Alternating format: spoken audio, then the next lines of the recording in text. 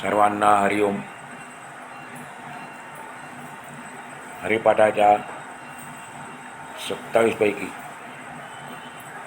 18 अभंगाचा आपण अभ्यास केला आणि त्यानंतर आज आपण 19वा अभंग तो शिकणार आहोत. वेदशास्त्र प्रमाण श्रुतीचे वचन, एक नारायण सार जप. जप तप कर्म हरिवीण धर्म, वाऊगाची श्रम व्यर्थ जाय. हरिपाठी गेले ते निवांतची ठेले, भ्रमर गुंतले सुमन कळिके. ज्ञानदेवा मंत्र हरिनामाचे शस्त्र, यमे कुळ गोत्र वर्जियेले. हरिमुखे म्हणा हरिमुखे म्हणा, पुण्याची गणना कोण करी. आता काहींच्या हरिपाठामध्ये हा अभंग 20वा असेल, पण माझ्याकडे जो हरिपाठ आहे त्याच्यामध्ये हा 19वा अभंग आहे आणि त्यामुळे आपण हा अभंग आज सुरू करूया आणि पुढचा जो अभंग आहे त्याचा आपण हा अभंग पुढचा अभ्यास करूया. या ठिकाणी आपल्याला जे काही कठीण शब्द आहेत त्याचा आपण पहिल्यांदा अर्थ पाहूया. प्रमाण, प्रमाणचा अर्थ आहे आधार, पुरावा. प्रमाणचे 2 अर्थ आहेत, आधार, पुरावा. सार, सार म्हणजे सत्य, सारचा अर्थ आहे सत्य. वाऊगा म्हणजे निष्फळ, व्यर्थ. वाऊगा म्हणजे निष्फळ, व्यर्थ. श्रम, श्रम म्हणजे खटपट. दुसरा अर्थ आपल्या माहिती आहे कष्ट. श्रमचे 2 अर्थ आहेत तिकडे, खटपट आणि कष्ट. निवांत म्हणजे शांत, तो ग्रामीण शब्द आहे, आपल्या त्याचा अर्थ माहीत आहे. निवांत म्हणजे शांत. ठेलेचा अर्थ आहे झाले, ठेले म्हणजे झाले. निवांतची ठेले म्हणजे शांतच झाले. आपण दोन्ही शब्द एकत्र घेतले तर त्याचा अर्थ होतो निवांतची ठेले म्हणजे शांतच झाले. भ्रमर म्हणजे भुंगा. भ्रम शब्द संस्कृत आहे, त्याला मराठीत म्हणतात भुंगा. गुंतले म्हणजे अडकले, गुंतलेचा अर्थ अडकले. पुन्हा शब्द संस्कृत आहे, सुमन म्हणजे पुष्प, फूल. सोपा अर्थ फूल आहे. कळिके, कळिके म्हणजे कळी, फूल उमलण्याच्या अगोदरची अवस्था आहे. कळी उमलल्यानंतर फूल होतं, पण फुलाची प्राथमिक अवस्था म्हणजे कळी आहे, त्यामुळे कळिकेचा अर्थ आहे कळी. वर्जियेले, वर्जियेलेचा अर्थ आहे त्याग केला, त्याग केला. या अभंगाच्या पहिल्या चरणातून माऊली सांगते, 4ही वेद 6 शास्त्रे आणि श्रुती. 4ही वेद 6 शास्त्रे आणि श्रुती यांच्या पुराव्याने, यांच्या आधाराने असे सिद्ध झाले आहे. 4ही वेद 6 शास्त्रे आणि श्रुती यांच्या पुराव्याने, यांच्या आधाराने असे सिद्ध झाले आहे की नारायण नामाचा जपच जीवनाचे सार आहे. नारायण नामाचा जपच जीवनाचे सार आहे. पहिल्या चरणात काय सांगितलं? 4ही वेद 6 शास्त्रे आणि श्रुती यांच्या पुराव्याने, यांच्या आधाराने असे सिद्ध झाले आहे की नारायण नामाचा जपच जीवनाचे सार आहे. दुसऱ्या चरणात माऊली सांगते, हरिप्राप्तीच्या उद्देशाशिवाय, भगवंताच्या प्राप्तीच्या उद्देशाशिवाय म्हणजे ध्येयाशिवाय, हरिप्राप्तीच्या उद्देशाशिवाय ध्येयाशिवाय केलेले जप, तप, कर्म, धर्माचरण, हरिप्राप्तीच्या उद्देशाशिवाय केलेले जप, तप, कर्म, धर्माचरण हा सर्व निरर्थक खटाटोप असल्याने शेवटी तो व्यर्थच ठरतो. हा निरर्थक खटाटोप असल्याने, निरर्थक खटपट असल्याने शेवटी तो व्यर्थच ठरतो. अंती त्यांचा काहीही उपयोग होत नाही. शेवटी त्यांचा काहीही उपयोग होत नाही.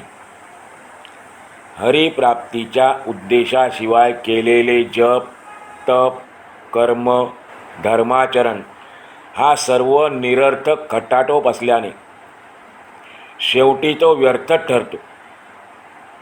अंती त्यांचा काहीही उपयोग होत नाही. तिसऱ्या चरणामध्ये माऊलीने आपल्या दृष्टांत दिलेला आहे. ज्याप्रमाणे फुलाच्या कळीतील भ्रमर म्हणजे भुंगा मधाचा आस्वाद घेण्यात गुंतल्यामुळे, फुलाच्या कळीतील भ्रमर म्हणजे भुंगा मधाचा आस्वाद घेण्यात गुंतल्यामुळे तो बाहेर येण्याचे विसरून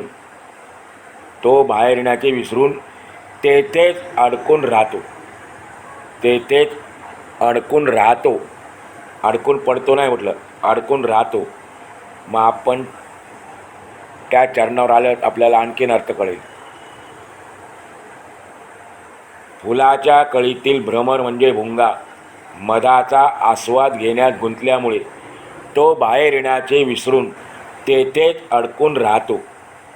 त्याप्रमाणे हरिनामात रंगलेले भक्त हरिनामरूपी मधाचा आस्वाद घेण्यात रंगून गेल्यामुळे, हरिनामात रंगलेले भक्त हरिनामरूपी मधाचा आस्वाद घेण्यात रंगून गेल्यामुळे संसाराला विसरून हरिनामातच तल्लीन होतात.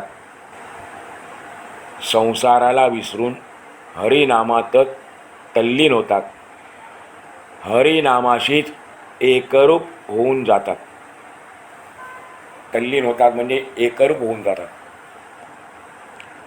चौथ्या चरणात माऊली सांगते, माझ्याजवळ हरिनाम मंत्ररूपी शस्त्र असल्यामुळे, माझ्याजवळ हरिनामरूपी शस्त्र असल्यामुळे प्रत्यक्ष यमाने,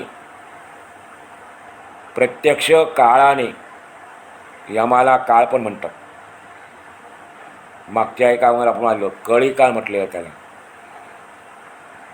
तर माझ्याजवळ हरिनाम मंत्ररूपी शस्त्र असल्यामुळे प्रत्यक्ष यमाने माझ्या संपूर्ण कुळाचा, वंशाचा त्याग केला आहे. यम आमच्या कुळाच्या वाटेला देखील येत नाही. यम आमच्या कुळाच्या वाटेला देखील येत नाही. काय म्हणाले माऊली चौथ्या चरणात, माझ्याजवळ हरिनामरूपी मंत्ररूपी शस्त्र असल्यामुळे प्रत्यक्ष यमाने माझ्या संपूर्ण कुळाचा म्हणजे वंशाचा त्याग केला आहे. यम आमच्या कुळाच्या वाटेला देखील येत नाही. असा या अभंगाचा आपल्याला थोडक्यात भावार्थ सांगता येईल. एखादी गोष्ट केल्याने जर त्यापासून आपल्याला चांगला लाभ झाला तर ती गोष्ट करण्याविषयी आपण इतर सर्वांना सांगतो, जेणेकरून त्यांनासुद्धा ती गोष्ट केल्याने लाभ होईल. म्हणजे काय, आपण ज्या गोष्टीचा अनुभव घेतला ती गोष्ट इतरांनीसुद्धा करावी असे आपल्याला वाटतं. व्यवहारामध्ये असं आपल्याला वाटतं, मला एखाद्या गोष्टीचा चांगला लाभ झाला, मी गोष्ट केल्याने मला लाभ झाला, एखादं कार्य केल्याने मला लाभ झाला, तर मी इतरांना पण सांगतो. म्हणजे माझा अनुभव मी इतरांना शेअर करतो. कशासाठी, की त्यांनी पण तो लाभ घ्यावा, त्यांनी पण तो आनंद घ्यावा. माऊलींना भगवंताच्या नामजपापासून जो अद्वितीय लाभ झाला तोच लाभ सर्व जीवांना व्हावा अशी त्यांची इच्छा आहे. आपण मागच्या बऱ्याच अभंगातून पाहिलेलं आहे. माऊलींना भगवंताच्या नामजपापासून जो अलौकिक लाभ झाला, दिव्यानंद प्राप्त झाला, तोच लाभ, तोच आनंद सर्व जीवांना व्हावा अशी त्यांची इच्छा आहे. म्हणून ते आपल्याला वेळोवेळी आग्रहपूर्वक अगदी अट्टहासाने भगवंताच्या नामजपाचा, नामस्मरण करण्याचा उपदेश करतात. कारण त्यांना तो लाभ झालेला आहे, तो आपल्याला देखील व्हायला पाहिजे, व्हावा अशी त्यांची तीव्र इच्छा आहे. मग असा उपदेश करतात, त्याचं कारण काय, तर त्याचं कारण सांगितलं. भगवंताच्या म्हणजे नारायणाच्या नामाचा जप करणे हेच मानवी जीवनाचे सार आहे. भगवंताच्या अनेक नावापैकी इथे उल्लेख केलेला आहे नारायण नावाचा, म्हणून आपण तो अर्थ घेतला. नारायणाच्या नामाचा जप करणे हेच मानवी जीवनाचे सार आहे. तसेच भगवंताचे नाम हेच मोक्ष सुखाचे एकमेव साधन आहे. मोक्ष सुखासाठी इतर अन्य साधनं देखील आहेत, पण ती कशी आजच्या काळामध्ये अनुपयोगी आहेत, दुरुपयोगी नाहीत, अनुपयोगी आहेत. हे पण ऐकलं आपण मागच्या काही अभंगातून. परंतु त्यातून त्यांनी हे सांगितलं की भगवंताचे नाम हे मोक्ष सुखाचे एकमेव साधन आहे. आणि वेद, शास्त्र, श्रुती, स्मृती, पुराण यांनीसुद्धा भगवंताच्या नामजपाचा आग्रह धरला आहे. आणि ही गोष्ट माऊली आपल्याला या अभंगाच्या पहिल्या चरणातून सांगते. वेदशास्त्र प्रमाण श्रुतीचे वचन एक नारायण सार जप. सर्व साधनांचं सार हे भगवंताचं नामजप करणं हे आहे. कारण भगवंताच्या नामाने मोक्ष प्राप्ती होते. आपल्याला मुक्कामापर्यंत पोचायचं आहे, मग आपण असं साधन घेतलं पाहिजे की आपल्याला ते निश्चित आपल्या मुक्कामापर्यंत पोचवेल. कमीत कमी वेळामध्ये काही कष्ट न करता असं जर आपल्याला साधन मिळालं तर ते निश्चित आपल्याला आनंददायक होईल. मग आपल्याला मोक्षप्राप्ती हे साधन आहे, साध्य आहे, आपलं ध्येय आहे, तिथपर आपल्याला जायचं आहे, तो मुक्काम आहे मोक्षप्राप्तीचा. मग कोणतं साधन आहे की जे आपल्याला लवकरात लवकर येऊन जाईल, कमी कष्टामध्ये किंवा कष्ट न करताना येऊन जाईल. आणि त्यासाठी सर्व साधू संतांनी सांगितलेलं आहे की भगवंताच्या नामाचे सतत चिंतन, मनन, स्मरण, जप करणे हेच ते साधन आहे. नुसतं साधन नाही ते, तर ते सर्व साधनांचं सार आहे. बहुतेक सर्व साधू संतांनी सांगितलेलं आहे की आपल्याला मोक्षप्राप्ती पाहिजे, मुक्ती प्राप्त करायची आहे, जन्म मरणाच्या चक्रातून सुटायचं आहे, भवसागरातून पलीकडे जायचं आहे. तर त्याच्याकरता त्या भवसागरातून पलीकडे जाण्याकरता एकच नाव आहे, एकच नाव आहे आणि ते म्हणजे भगवंताचं नाम. या भगवंताच्या नामरूपी नावेमध्ये बसून, नाव म्हणजे होडी, पण नाम म्हणजेच नाव आहे म्हणून आपण तो शब्द घेतला. भगवंताच्या नामरूपी नावेमध्ये बसूनच आपल्याला पहिलं तीराला जाता येईल, म्हणजेच आपल्याला मोक्षप्राप्ती होईल, म्हणजेच आपल्याला परमात्म्याची प्राप्ती होईल. आणि हे सर्व साधू संतांनी अनुभवलं. त्यांनी सर्व शास्त्रांचा, वेदांचा, स्मृतीचा, पुराणांचा अभ्यास केला आणि नंतर आपल्याला सांगितलं. जगद्गुरू तुकाराम महाराज देखील आपल्याला हीच गोष्ट सर्व जगाला ओरडून आणि उच्च स्वरात सांगतात. त्यांनी लिहिलं एका अभंगामध्ये, वेद अनंत बोलिला, अर्थ इतुकाची साधिला, विठोबासी शरण जावे, निज निष्ठा नाम गावे. वेद अनंत बोलिला, अर्थ इतुकाची साधिला, विठोबासी शरण जावे, निज निष्ठा नाम गावे. त्याचा थोडक्यात अर्थ असा आहे, वेदांमध्ये विविध साधनांविषयी विस्तृतरित्या व्याख्यान केली आहे, चर्चा केली आहे, पण अर्थ इतुकाची साधिला म्हणजे त्या चर्चेतून सार एवढंच सांगितले. काय सार आहे? विठोबासी शरण जावे, निज निष्ठा नाम गावे. नाम घ्यावे नाही म्हटलं, नाम गावे असं म्हटलेलं आहे. आणि ते कसं गायचं आहे?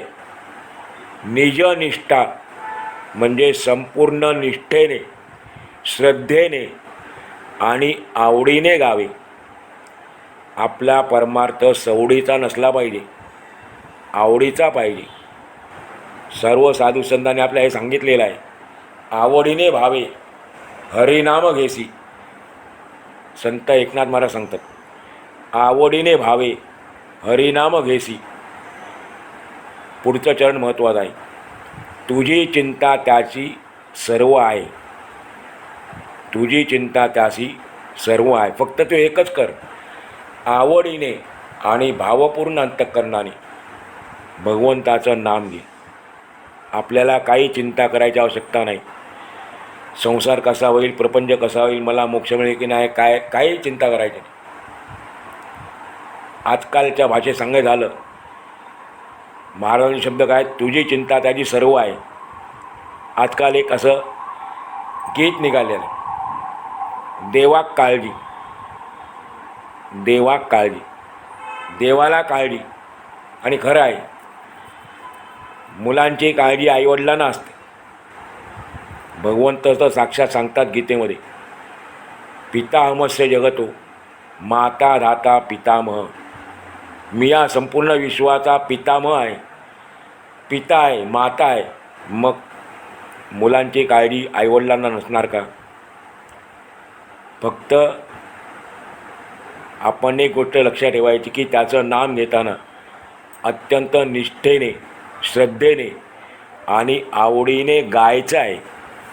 मग काय संगीत वगैरे पाहिजे का, वाद्य वगैरे पाहिजे का, तसा त्याचा अर्थ नाही. आपल्याला गोड वाटेल अशा शब्दामध्ये, अशा आवाजामध्ये आपण ते नाम घ्यायचं आहे. त्याला म्हणतात गाणं. इथे म्हटले एक नारायण सार जप. सर्व वेदांनी सार शोधून काढलं. मग सार म्हणजे काय? तर ठीक आहे, आपण एक अर्थ पाहिला, सत्य शोधून काढलं. पण सारचा आणखीन एक अर्थ आहे. सार म्हणजे सर्व साधनांचा पूर्ण विचार करून त्यातून काढलेला निष्कर्ष. सारचा अर्थ काय सांगितला साधू संतांनी? सर्व साधनांचा, इतर जी सर्व साधन आहेत त्या सर्व साधनांचा पूर्ण विचार करून त्यातून काढलेला निष्कर्ष. आणि तो निष्कर्ष आपल्यासारख्या एखाद्या सामान्य व्यक्तीने काढलेला नसून प्रत्यक्ष वेदाने काढलेला आहे. एक नारायण सार जप असं कोण म्हणतं? तर प्रत्यक्ष वेदाने तो निष्कर्ष काढलेला आहे. वेद, शास्त्र, पुराण इत्यादींचे तात्पर्य म्हणजे सार भगवंताच्या नामस्मरणातच आहे. हे यापूर्वीसुद्धा माऊलींनी आपल्याला हरिपाठाच्या दुसऱ्या अभंगातून सांगितले होते. जर आपण मागे वळून पाहिलं तर आपल्याला दिसेल दुसऱ्या अभंगात सांगितलेलं आहे, चहुवेदी जाण षटशास्त्री कारण 18 पुराणे हरिसी गाती. 4 वेद, 6 शास्त्र, 18 पुराणं हे काय करतात? हरीलाच गातात. म्हणजे त्यांनी आपल्याला सांगितलेलं आहे की या सर्व साधनांचं सार एकमेव भगवंताचं नामच आहे. या अभंगामध्ये देखील माऊलींनी एक हरी सार जप असे म्हटले असते तरी चालले असते. माऊलींची शब्दरचना किती अर्थपूर्ण आहे बघा. एक नारायण सार जप याच्याऐवजी त्यांनी असं म्हटलं असतं एक हरी सार जप, कारण हरिपाठ आहे ना. पण त्यांनी तसं म्हटलं नाही. त्यांनी म्हटलेलं आहे एक नारायण सार जप, कारण यामागे काहीतरी विशिष्ट अर्थ आहे. माऊलींना एक विशिष्ट अर्थ मनामध्ये अभिप्रेत असला पाहिजे. तर नारायण हा जो शब्द आहे सर्वांना परिचित आहे, पण त्याचे अर्थ जे सांगितलेले आहेत 3-4 अर्थ आहेत त्याचे. आपण थोडा त्याचा देखील अभ्यास करूया. नर म्हणजे आत्मा, एक अर्थ आहे. नर म्हणजे आत्मा आणि त्यापासून झालेली जी आकाश, वायू, जल इत्यादी जी भूते आहेत त्यांना नार म्हणतात.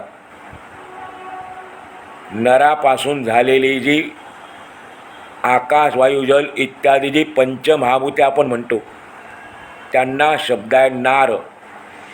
या नारांचे अयन, नरनंतर शब्द राहतो अयन. तर या नारांचे तो अयन म्हणजे घर आहे. कोण? भगवंत. या नारांचे तो अयन म्हणजे घर आहे, म्हणून भगवंताला नारायण म्हणतात. असा एक अर्थ आहे. दुसरा अर्थ आहे त्याचा की भगवंताची जी अनेक नावं आहेत त्यापैकी हे नाव का घेतलं नारायण, त्याचा दुसरा अर्थ आपण बघूया. सर्व तत्वे ही नरापासून उत्पन्न होतात. सर्व जी तत्व आहेत ती नरापासून उत्पन्न होतात आणि म्हणून त्यांना नार म्हणतात.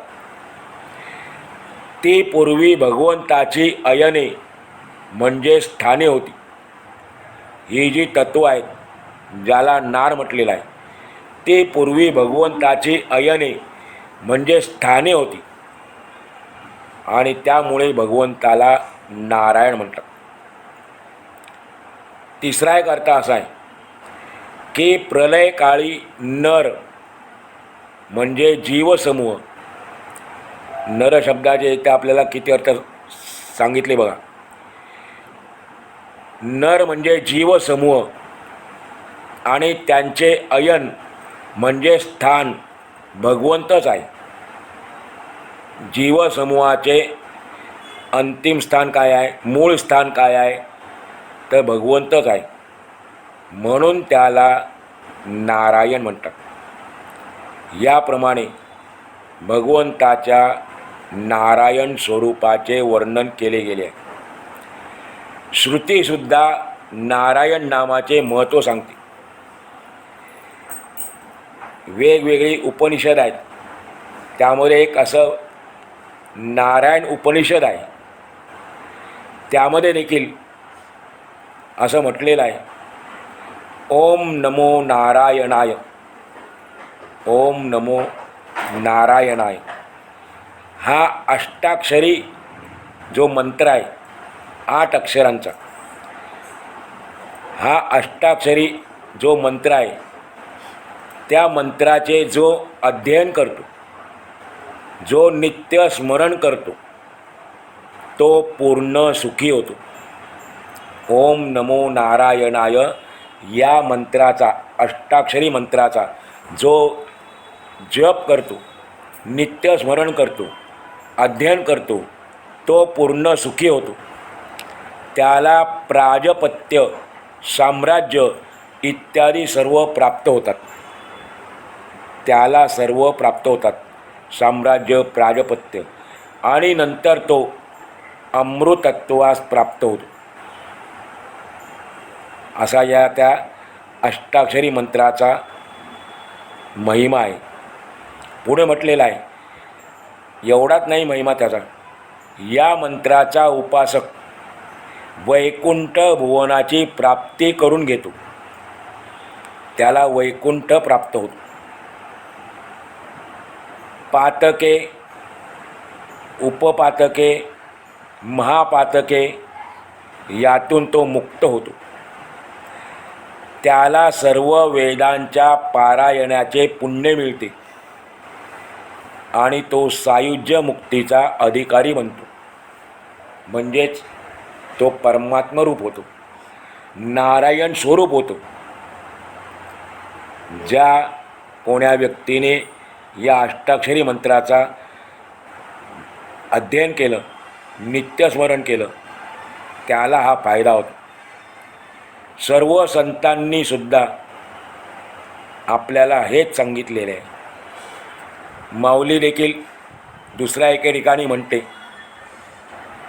की भुक्ती आणि मुक्ती नामापाशी प्रत्यक्ष, चारी वेद साई शास्त्र वदताती साक्ष. चारी वेद 6 शास्त्र यांनी साक्ष दिलेली आहे, पुरावा आहे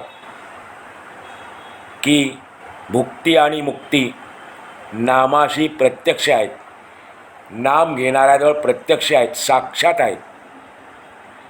तुकाराम महाराज सांगतात याविषयी, तुका म्हणे नामापाशी चारी मुक्ती, तुका म्हणे नामापाशी चारी मुक्ती, ऐसे बहुता ग्रंथी बोलिये रे.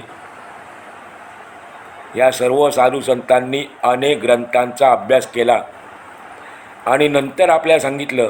इथे पण तेच म्हणतात, ऐसे बहुता ग्रंथी बोलिये. काय सांगितले बहुता ग्रंथामधून? तुका म्हणे नामापाशी चारी मुक्ती. जो भगवंताचं नाम घेतो त्याला 4ही मुक्ती प्राप्त होतात. आणि म्हणून माऊलीसुद्धा आपल्याला या अभंगाच्या पहिल्या चरणातून हेच सांगते आहे, वेदशास्त्र प्रमाण श्रुतीचे वचन, एक नारायण सारज. आपल्या प्रत्येकाची धडपड आपल्याला जीवनामध्ये सुखप्राप्ती व्हावी यासाठी असते. म्हणून कोणी जप करतात, कोणी तप करतात, कोणी दानधर्म वगैरे करतात, तर कोणी व्रत वैकल्य करतात. काय उद्देश असतो? की आपल्याला सुखप्राप्ती झाली पाहिजे, आपल्याला सुख मिळायला पाहिजे. आणि हे करणे यात चुकीचे काहीच नाही, ते योग्यच आहे. पण हे करण्यामागे, हे सर्व करण्यामागे जर मला मान मिळावा, मला समाजात प्रतिष्ठा प्राप्त व्हावी, मला अनेक प्रकारचे सुखोपभोग मिळावे, सिद्धी प्राप्त व्हावी, असा उद्देश ठेवून केले मला हरिप्राप्ती करून घ्यायची हा उद्देश नसेल तर माऊली दुसऱ्या चरणातून सांगते तो वाऊगाचे श्रम आहे, तो व्यर्थ क्षीणच आहे. जप तप कर्म हरिविण धर्म, वाऊगाची श्रम व्यर्थच आहे. जप तप कर्म धर्म हे जे सर्व आहे ते करायला हरकत नाही, करा. पण त्यामागे आपलं ध्येय काय पाहिजे, आपला अंतिम उद्दिष्ट काय पाहिजे की मला भगवंताची प्राप्ती करून घ्यायची आहे, मला हरीपर्यंत जायचं आहे. आणि ते उद्देश नसेल, लौकिक उद्देश असेल तर मग सर्व व्यर्थच आहे, सर्व खटाटोप केलेला व्यर्थ जाणार आहे. प्रत्यक्ष ब्रह्मदेव भगवंताची स्तुती करताना श्रीमद भागवतात हेच म्हणतात. ब्रह्मदेव सुद्धा काय म्हणतात ऐकूया आपण. हे परमात्मन, सर्व प्रकारच्या कल्याणांना साधनीभूत असलेली तुझी भक्ती सोडून, सर्व प्रकारच्या कल्याणांना साधन असलेली तुझी भक्ती सोडून जे लोक केवळ ज्ञानप्राप्तीसाठी सुखप्राप्तीसाठी यातायात करतात, खटपट करतात, त्यांच्या पदरात श्रम मात्र पडतात, दुसरे काही नाही. त्यांना केवळ श्रम पडतात, बाकी काही प्राप्ती होत नाही. मग पुढे ब्रह्मदेवाने उदाहरण दिलं. तांदूळ काढून घेतलेल्या जाड कोंड्याचे कांडण जे करतात, तांदूळ काढून घेतलेल्या जाड कोंड्याचे कांडण जे करतात त्यांना कोणताही लाभ होत नाही, पण त्यांनी केलेले श्रमसुद्धा व्यर्थ जातात. असाच हा प्रकार आहे. भगवंताच्या प्राप्तीचे उद्देश न ठेवताना जर आपण बाकी करत राहिलो तर आपल्याला त्यापासून लाभ तर काही नाही, उलट आपल्या आयुष्याचं एक एक दिवस कमी होत चाललेलं आहे. आणि इतर साधनं कशी आहेत, किती कठीण आहेत, याविषयी स्वतः भगवान श्रीकृष्णाने अर्जुनाला 12व्या भक्तियोग नावाच्या अध्यायामध्ये सांगितलेली आहे. क्लेशोधिकतरस्तेषां अव्यक्तासक्तचेतसां. भक्ती मार्ग सोडून अन्य योग इत्यादी साधनांचा अवलंब करणाऱ्यांना जास्तीत जास्त क्लेश होतात, जास्तीत जास्त त्यांना त्रास सहन करायला लागतो आणि एवढे करून देखील त्यांच्या पदरी दुःखच पडते. भगवान सांगतात अर्जुनाला, सारांश, ज्यात हरी नाही तो जप, ज्यामध्ये हरी नाही तो जप, तो धर्म सर्वच व्यर्थ आहे. कारण परिणामी ते सर्व दुःखदायक आहेत. या ठिकाणी एक गोष्ट आपण लक्षात घ्यायची की भगवंताच्या नामजपाच्या साधनेचा गौरव केला आणि आग्रह धरला म्हणजे इतर साधनांचा माऊलींनी तिरस्कार केला असा नाही.